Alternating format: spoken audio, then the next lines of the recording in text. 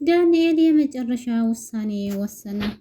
ያለው አማራጭ ከዚህ በኋላ ይህንን ቤት ለቆ መውጣት እንደሆነም አሰበ። ቲናም የዳንኤልን ውሳኔ ስታይና ሻንጣ አንጠልጥሎ ሊወጣ እንደሆነ ስታውቅ በቃ የመጨረሻ ውሳኔ ይሄ ነው ወይ? ቤቱን ለቀህ መውጣቱ መፍትሄ ይሆናል ብለህ አስበህ ነው ወይ ስትለው፣ ዳንኤልም ያልሆነ መልስ ነበር የመለሰላት። የመጨረሻ ውሳኔው እንደሆነና ከዚህ በኋላ ከበደለው ሰው ጋር መቀጠል እንደማይፈልግ እንዲሁም ራሱን ችሎ መውጣት መኖር እንዳለበት አስቧል። ሰላም ሰላም፣ ውድና የተከበራችሁ የቻናሌ ቤተሰቦች እንዴት ናችሁ? ሁሌ ሰላም ናችሁ ወይ? ደህና ናችሁ ወይ? እኔ ሰላም ነኝ አልሐምዱሊላህ። እንዴት ተለመደው ወደ ቻናሌ በአዲስ ቪዲዮ ተከስቻለሁ። ቤተሰብ ቆይታችሁ ከኔ ጋር ይሁን። እስከ ቪዲዮ ፍጻሜ እንድትቆዩ በትህትና ጠይቃችኋለሁ። ቪዲዮ ስትጀምሩ ግን በላይክ ብትጀምሩት ደስ ይለኛል።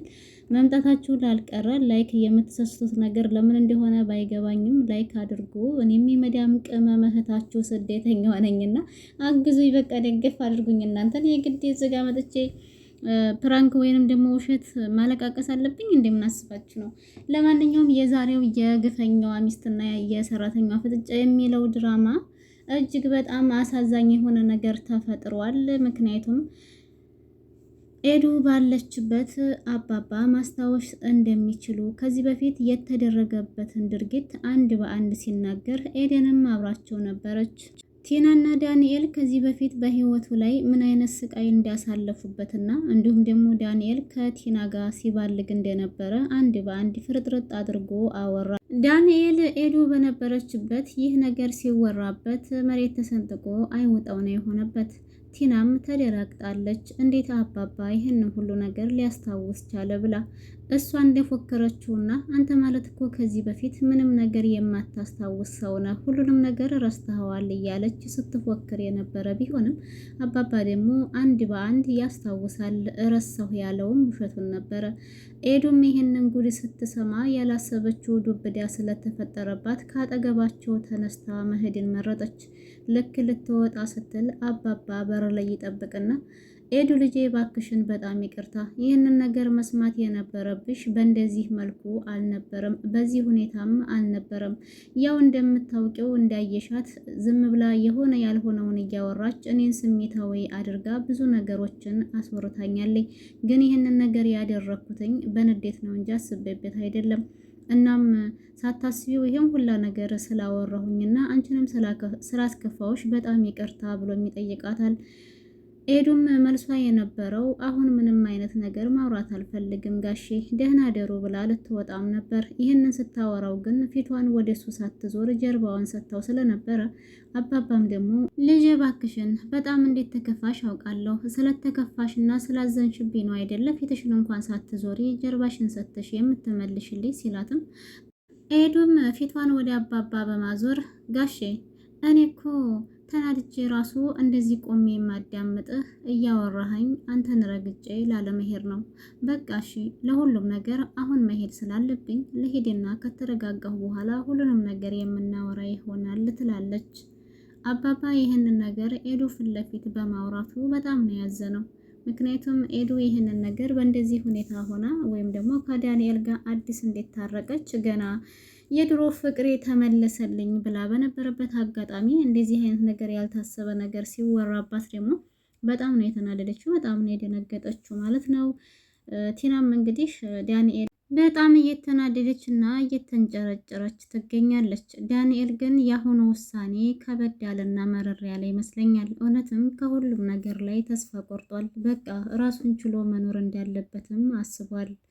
ይህ ነገር በጣም ደስ ይላል። ለቲና ግን ምንም አላስደስታትም። እሷ አሁንም ቢሆን እንደዛ እንደድሮው በፊት ስትሰራው እንደነበረው ስራ ለማይሳካላትና ለማትጨርሰው ተንኮል አሁንም አዲስ ሴራ ጠንስሳ ከዳንኤል ጋር ሆና መስራት ነው የምትፈልገው። ዳንኤልም አንቺ ግን ምን አይነት ዋጎር ነሽ? ምንም አይነት ነገር የማይጸጽትሽ ያንን ሁላ ነገር አጥፍተሽ ዛሬ ላይ አባባ አያስታውስም ስትይ ሁሉንም ነገር እንደሚያስታውስ ይኸው በፊት ለፊት አሳየሽ፣ እንዲሁም ነገረሽ። እኔንም ደግሞ ከፍቅረኛ ጋር መልሼ እንዲቀያየም አስደረግሽኝ። ባንቺ የተነሳ ነው እንደዚህ አይነት ነገር ውስጥ ልገባ የቻልኩትኝ ይላታል።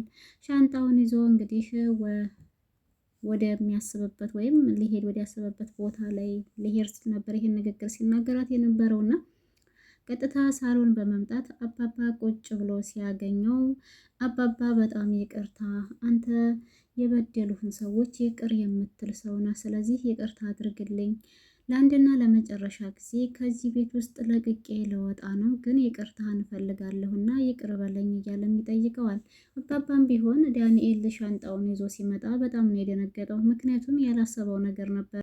በዚህ ፍጥነት እንደዚህ አይነት ነገር ይሆናል ብሎም አላሰበም። ከዚህ በፊት ዳንኤል እና ቲናን ከቤቴ ውስጥ ለቃችሁ ውጡልኝ እያለ በተደጋጋሚ ሲነግራቸው በነበረበት ጊዜ ቲናም ሆነች ዳንኤል ቤቱን ለቀው ሊወጡ ፈቃደኛ አልነበሩም። ዛሬ ላይ ግን እውነትም ዳንኤል የመጨረሻ ተስፋ እንደቆረጠና መውጣት እንዳለበት እንደወሰንም እየገባው ለአባባ አሁን ነው ማለት ነው። ምክንያቱም ከኤዱ ጋር ሲያስታርቀው ወደፊት መኖር እንዳለበት እንዲሁም ደግሞ ስለ ህይወቱ ማሰብ እንዳለበት ነበረ ተነጋግረውና ቃል ገብቶ ከኤደን ጋር ያስታረቀው ማለት ነው። ሌላው አዲሱ ነገር ደግሞ ካሌብና ትሁት እየተጨቃጨቁ ይገኛሉ። ካሌብ ቤት ውስጥ ስላልነበረ ወደ ቤት ሲመጣ ትሁትን ብቻ ነበር ያገኛት። ምንድነው ነገሩ ዛሬ? ቆይ ምን ተፈጥሮ ነው? ቤት ውስጥ ማንም ሰው የለም እንዴ ብሎ ሲጠይቃት ትሁትም አዎ ማንም ሰው የለም እባክህን ትለዋለች። እሺ እናንቺስ ምን ሆነሽ ነው የደበረሽ? ፊትሽ እኮ ልክ አይደለም ብሎም ሲጠይቃት ዳንኤልና ኤዱ ወይ ይቺ ትሁት በቃ አፌ ላይ እኮ ተጻፈች። ዳንኤልና ኤዱ እንዴት ተጣሉ ስትነግረው ለምንድን ነው የተጣሉት? አይ ዳንኤል ምንም እድል የለውም፣ በጣም ያሳዝናል። ኤዱን አጣ ማለት በቃ ዳንኤል ከሰረ ማለት ነው። ኤዱ ከመልክ መልክ ከሙያ ሙያ ከጸባይ ጸባይ ከሁሉ ነገር አሟልቶ የሰጣል ልጅ በጣም ጨዋና እርግት ያለች ልጅ እኮ ናት። እንዴት እሷን ያጣል? እንዴት እንደዚህ ሊሆን ይችላል? እያለ ሲልም ትሁትም እንግዲህ በምን ምክንያት እንደሆነ እንደዚህ ሊጣሉ የቻሉበት ስትነግረው አባባ ከዚህ በፊት ያደረጉትን ድርጊት እንደማያስታውስ ነበር የሚያውቁት። ዛሬ ላይ ግን እንደሚያስታውስ ኤዱ ባለችበት አንድ በአንድ ነገራቸው። ቲናንም ፊቴን ወጥ ስትለቀልቅኝ የነበረውን እንዲሁም በአናቴ ላይ ውሃ ስትደፊብኝ የነበረውን ወይንስ ደግሞ ከዳንኤል ጋር ፊት ለፊቴ ስትባልግ የነበረውን የትኛውን ነበር እንዳስታውስልሽ የምትፈልጊው እያለን በሚልበት ጊዜ ኤዱ እንግዲህ ካጠገባቸው ነበረች። ይህም ሁሉ ነገር አባባ ሲያወራ ስሜታዊ ሆኖና ተናዶ ነበረ። ቲና ያልሆነ ነገር ስለተናገረችው ነው። ምክንያቱም አንተ እኮ ማስታወስ አትችልም፣ ሁሉ ነገር ረስተሃል ብላ ስትለው እሱ ደግሞ አንድ በአንድ ስትሰራ የነበረውን ነገር ዝርዝር አድርጎ ነገራት። በዚህ ምክንያት ነበር የተጣሉት አለችው። ከዛ ካሌብም እንግዲህ ያው በጣም ያሳዝናል፣ ዳንኤል ምንም እድል የለውም ብሎ ነበር የመለሰላትና የኤዱን ማደናነቅ ስታይ ነው መሰለኝ ትሁትም እንግዲህ ቅይር ትላለች። ነው አይደል? እንደዛ ነው አይደለ? ትለዋለች ማለት ነው። ከዛ በኋላም እንግዲህ ይህ ነገር እንዴት ሊሆን ቻለ ብላ ነው መሰለኝ ትሁትም ቅናት ነገር አድሮባት ይሁን አላውቅም፣ ያለ መፈለግ አይነት ስሜት ተሰምቷታል።